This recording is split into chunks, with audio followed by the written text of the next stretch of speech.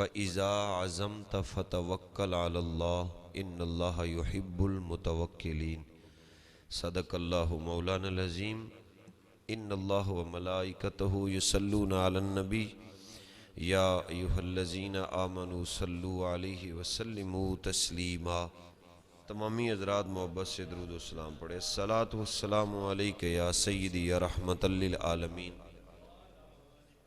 وعلی آلک و اصحابک یا سیدی یا خاتم النبیین۔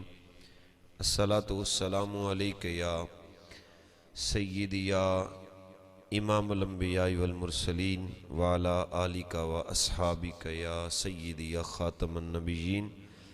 اللہم صلی علی محمد وعلی آل محمد کما تحب و تردالہ۔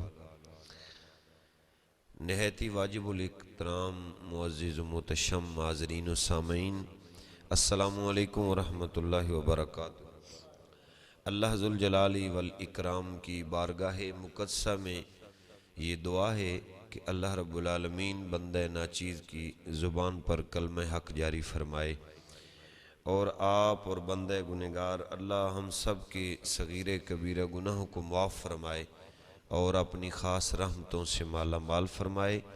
ماہ رمضان المبارک شریف کی ان نیک گھڑیوں کا توسل اللہ ہم سب کو دونوں جہاں میں بھلائیاں نصیب فرمائے۔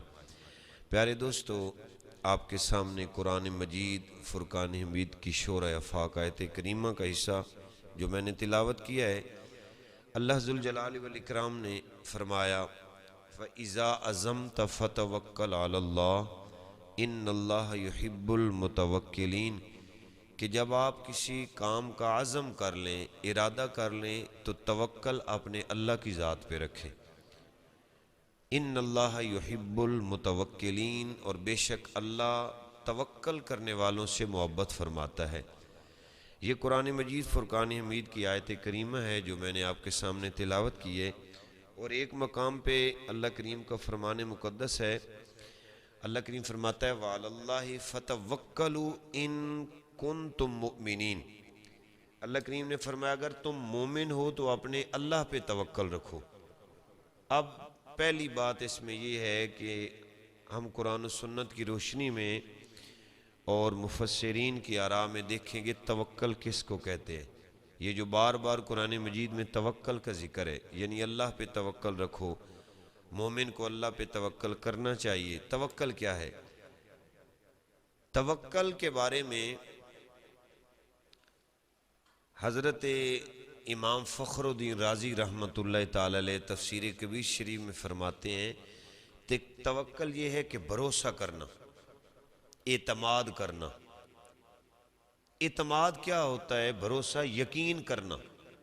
یعنی جس طرح ہم سادہ زبان میں کہتے ہیں نا کہ یار مجھے آپ پر یقین ہے، وہ بندہ میرے ساتھ دھوکہ نہیں کر سکتا۔ یہ ہم دنیا میں ایک لفظ بولتے ہیں کہ یہ بندہ جو ہے نا، اس پہ مجھے ٹرسٹ ہے، یقین ہے، یہ میرے ساتھ کبھی دغا نہیں کرے گا، دھوکہ فریب نہیں کرے گا، اس پہ مجھے یقین ہے۔ یہ خیر یاد رکھنا کہ دنیا کے یقین تو ادھورے ہیں، انسان کی سمجھ میں نہیں آتا۔ انسان سے دھوکہ بھی کرتا ہے، فریب بھی کرتا ہے، مکر بھی کر جاتے ہیں۔ لیکن یاد رکھنا قرآن مجید کا یہ اعلان ہے کہ اے مومن تو اللہ پہ بھروسہ رکھ، اللہ پہ توکل کر، تیرا اللہ پہ یقین ہونا چاہیے۔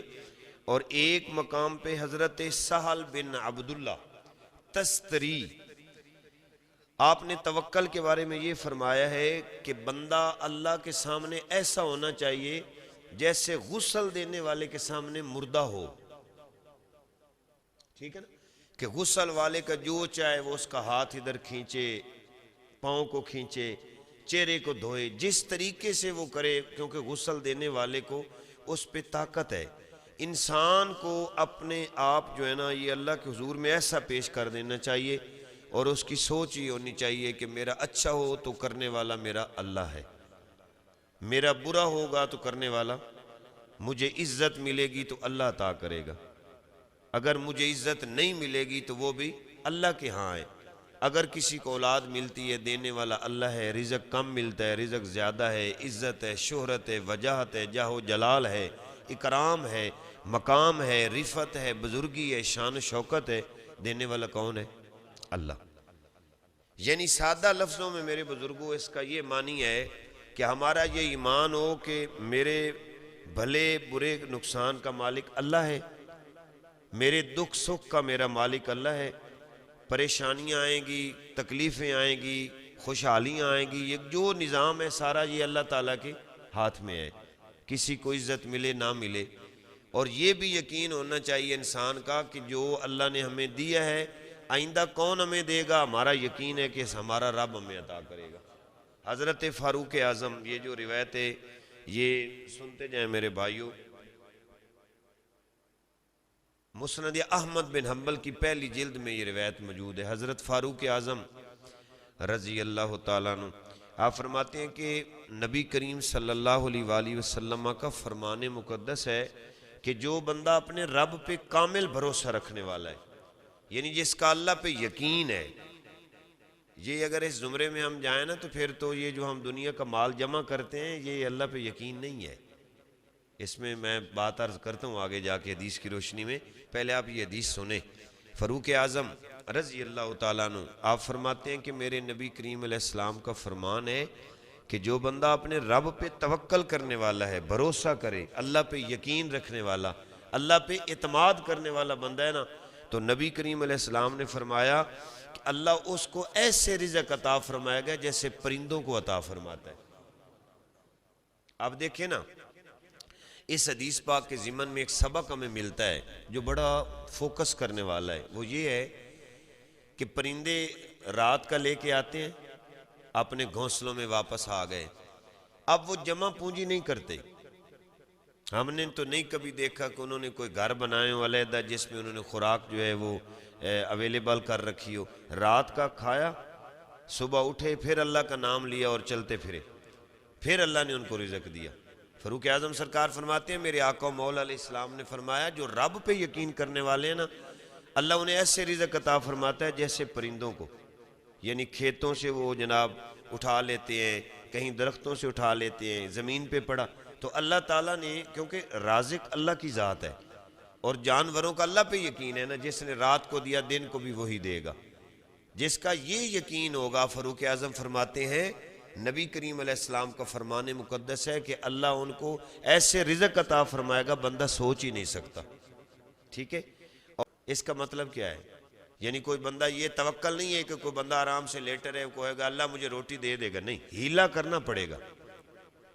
یعنی دیکھیں نا، ہم بیمار ہیں، ہم دوائی لیتے ہیں، دوائی پہ توکل نہیں ہے، شفا من جانب اللہ کی ذات ہے، دوائی لینا یہ نبی علیہ السلام کی سنت ہے، لیکن میرے نبی کریم علیہ السلام کا فرمان ہے کہ ہمیں دوائی پہ توکل نہیں ہے، بھروسہ نہیں ہے، بھروسہ اللہ کی ذات پہ ہے، لیکن یہ ایک ہیلا وسیلہ ہے، اور ہیلا وسیلہ اسلام میں جائز ہے، لیکن توکل اللہ کی ذات کے علاوہ کسی دوسرے بندے پہ نہیں کیا جا سکتا۔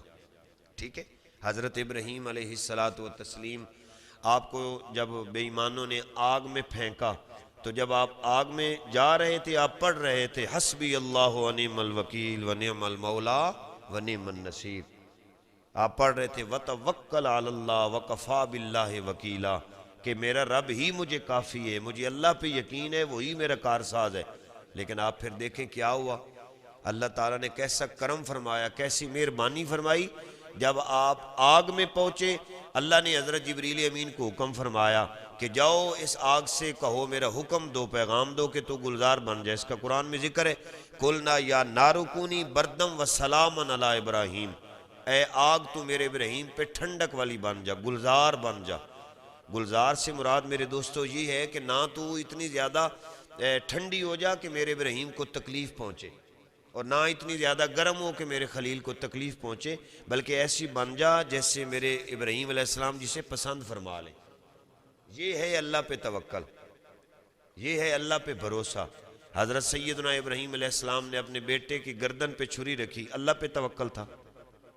آپ نے جنگل میں اپنی پیاری زوجہ اور حضرت اسماعیل علیہ السلام کو، جہاں آج بیت اللہ شریف ہے، آپ سب جانتے ہیں حرم شریف ہے، اس کے بالکل سامنے آپ نے چھوڑ دیا تھا اپنے بچے کو اور اپنی بیوی کو، تو بھروسہ کس پہ تھا؟ بولے اللہ تعالیٰ پہ بھروسہ تھا. توجہ ہے, اللہ پہ بھروسہ تھا.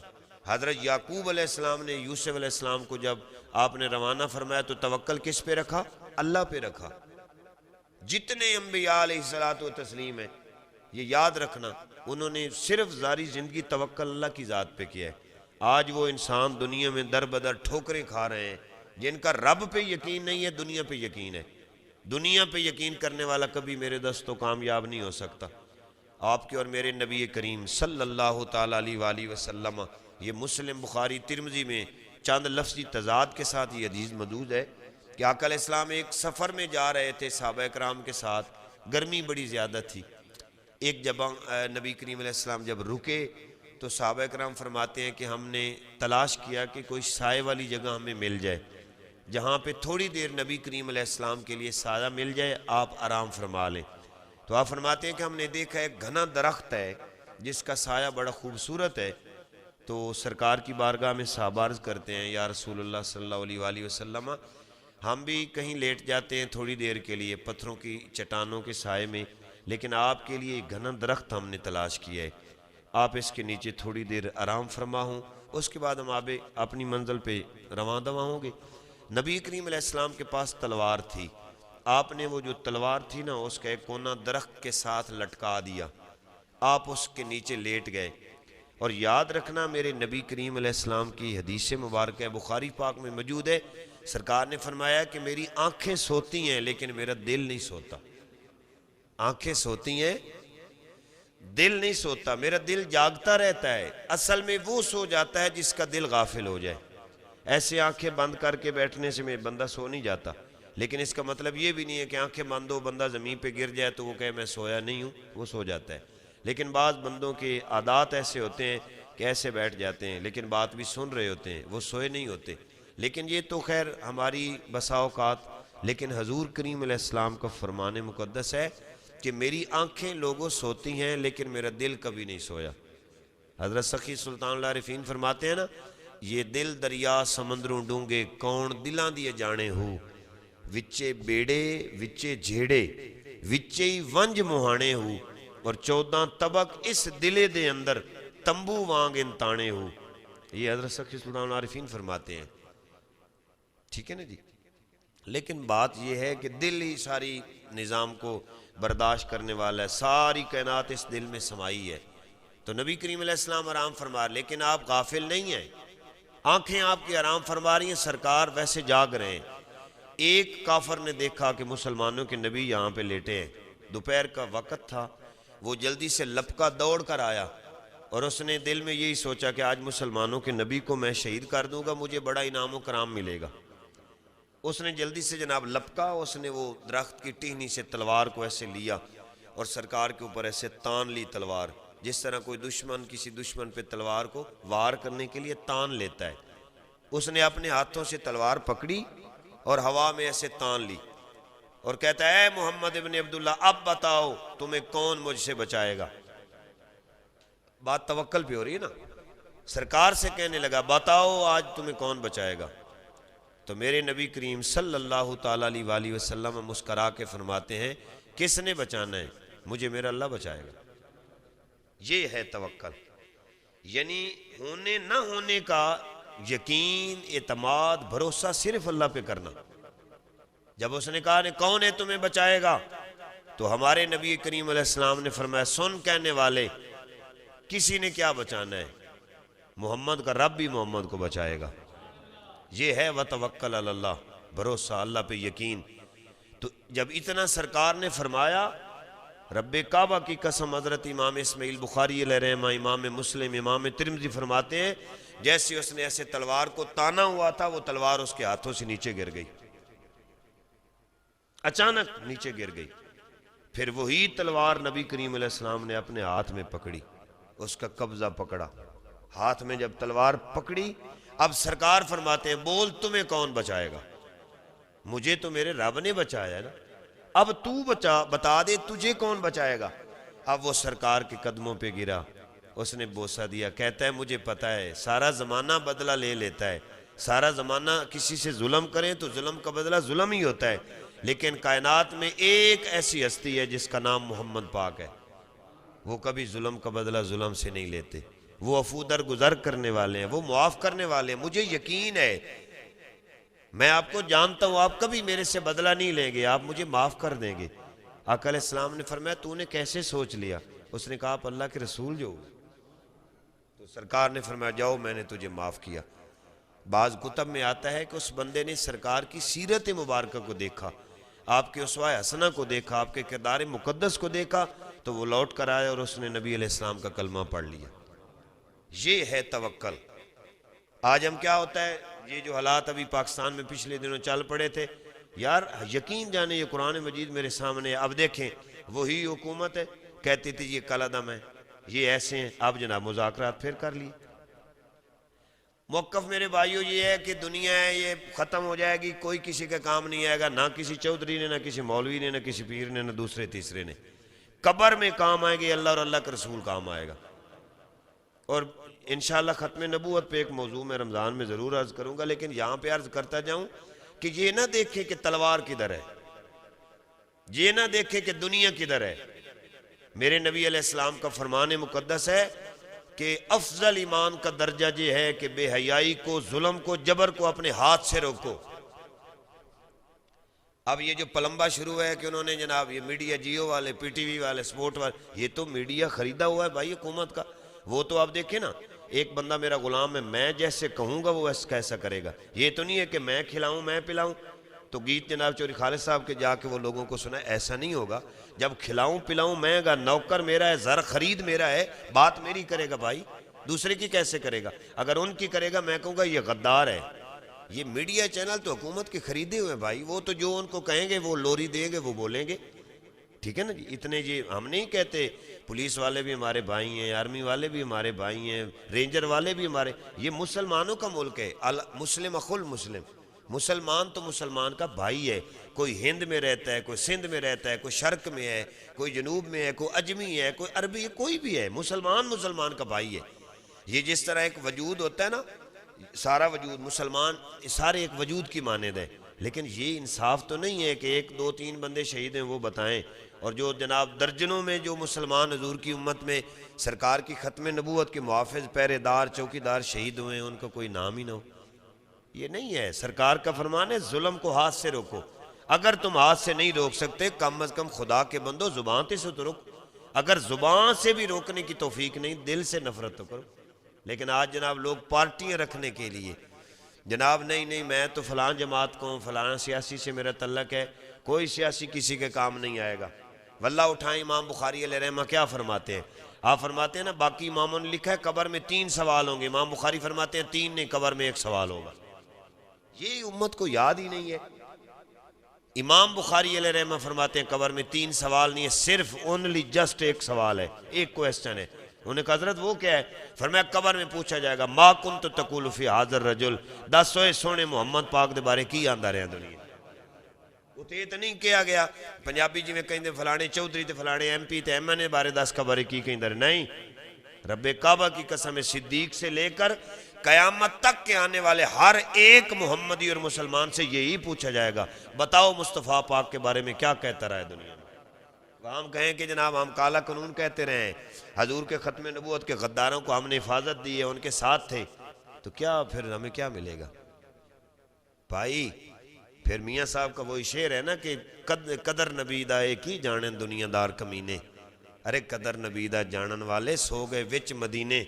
یہ تو صدیق اکبر سے پوچھیں، ایک کافر تھا، اس نے ایسے تلوار سرکار کی طرف اٹھائی، ایک روایت میں آتا ہے ہاتھ اٹھا کے بات کرنے لگا، صدیق اکبر نے تلوار کا قبضہ مارا، فرمایا نیچے کر ذلیل کے بیٹے، کون ہوا ہے جو ایسے؟ اس نے کہا یار میں کوئی گستاخی تو نہیں کر رہا، میری بات کرنے کا لب و لہجہ ایسا ہے کہ میں بات ایسے انگلی اٹھا کے کرتا ہوں۔ فرمایا زمانے سے کرتا ہوگا، میرے محبوب کی طرف انگلی نہیں اٹھا سکتا۔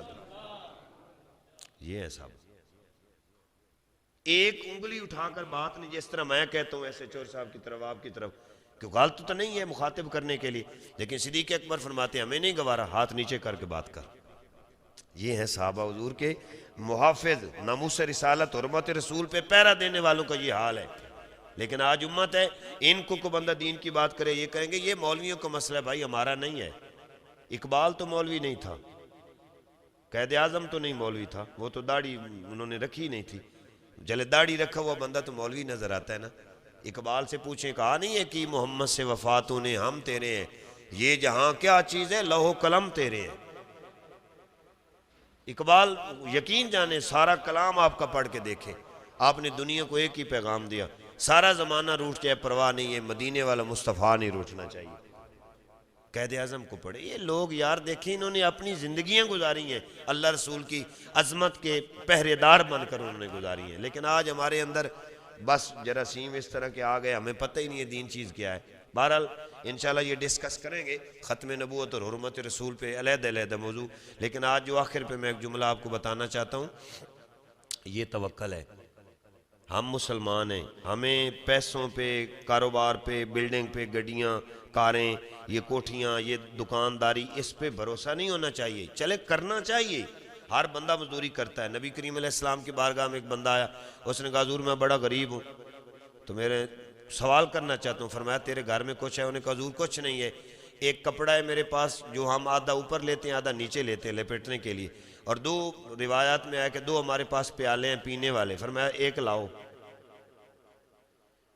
وہ لے کر آئے، سرکار نے اپنی مجلس میں فرمایا کوئی ہے جو اس کو خریدنے والا؟ انہوں نے کہا حضور میں. کتنے میں؟ 2 درہم میں. کسی نے کہا 1 میں.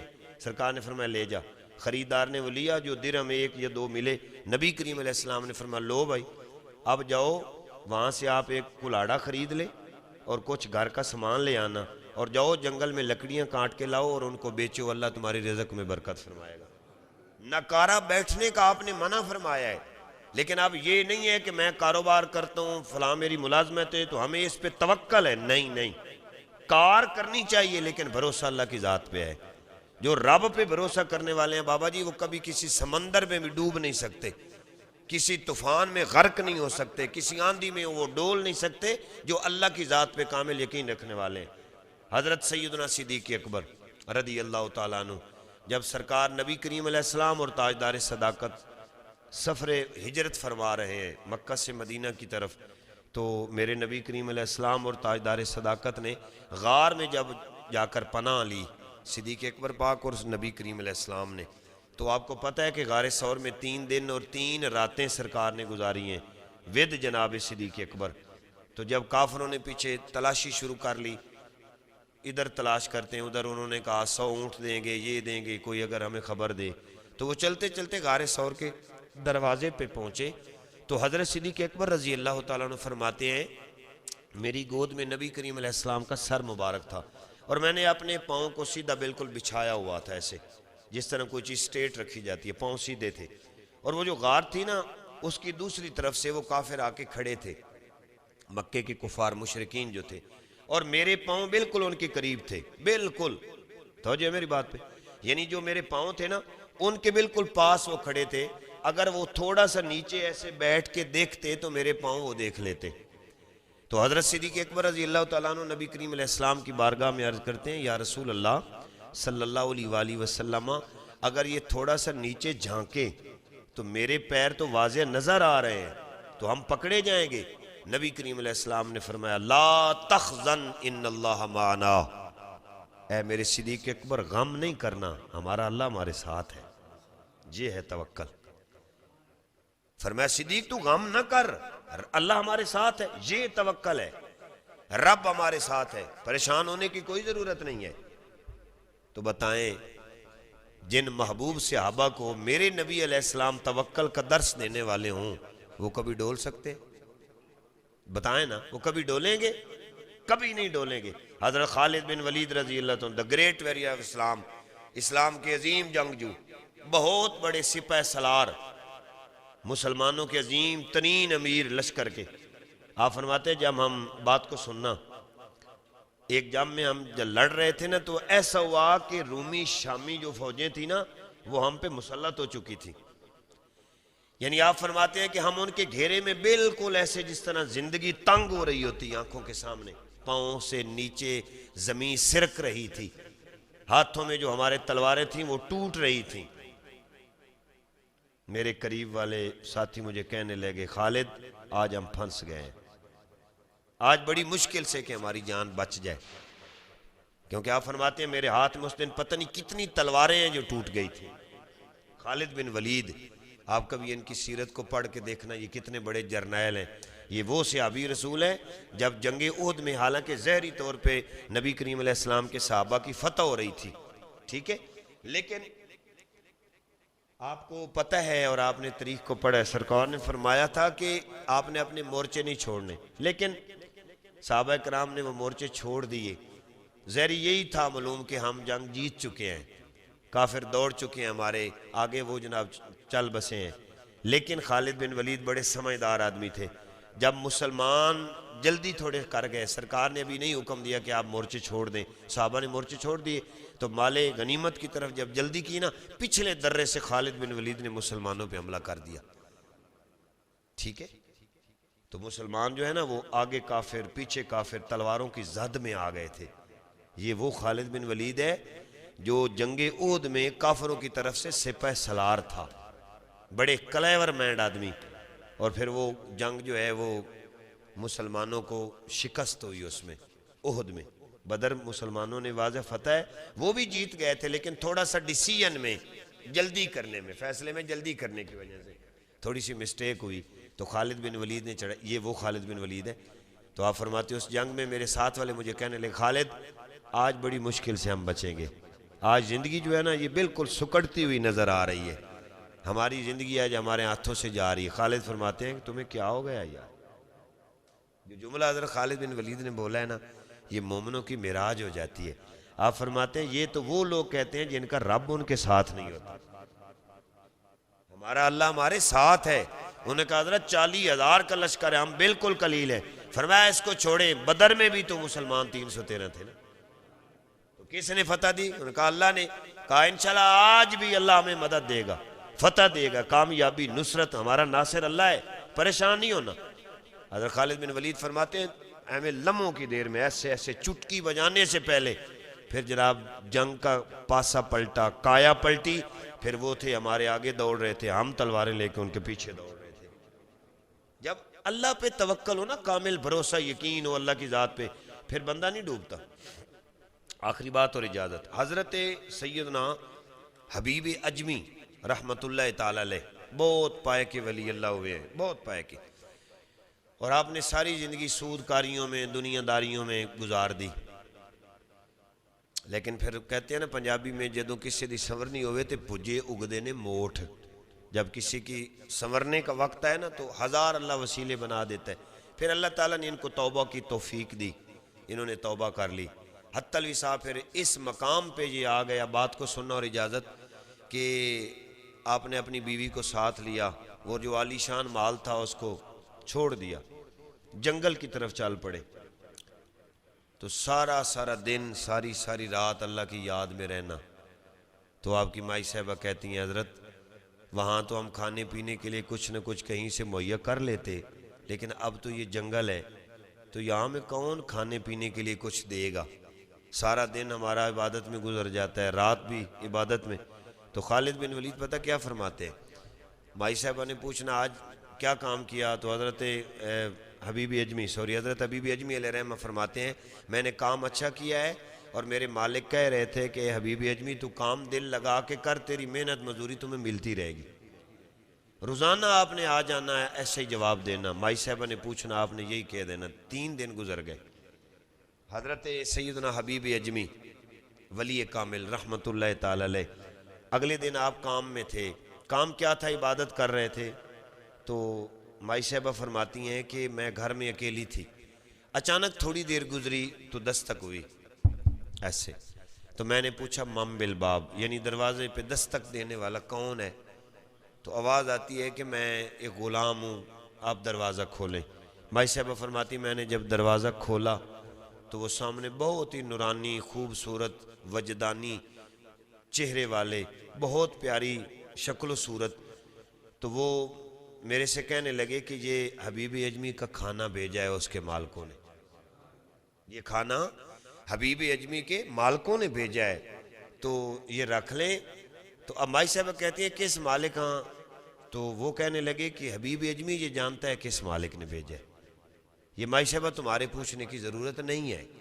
جب حبیب اجمی آئیں گے تو ان سے یہ کھانا بھی دے دینا، ساتھ ان سے یہ بھی کہنا کہ مالک تیرا کہہ رہا ہے کہ تو محنت کرتا رہے، کھانے پینے کی فکر چھوڑ دے، میں ہوں نا تمہیں کھلانے پلانے والا، تیرا کھانا بھی آ جائے گا، تیرے پینے کا سامان، تو بس جس کام میں ہے لگا رہے اور صحیح اور صدق کے دل سے تو یہ کام کرتا رہے۔